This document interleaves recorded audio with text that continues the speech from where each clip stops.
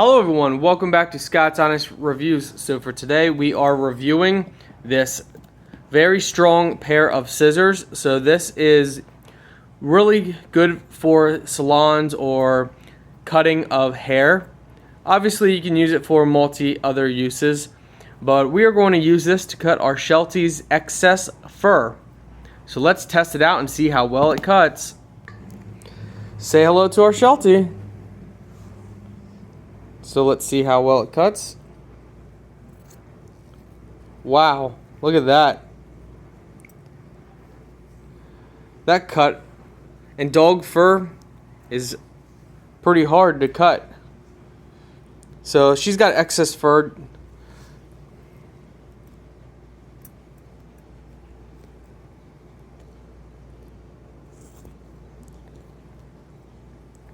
Just like that.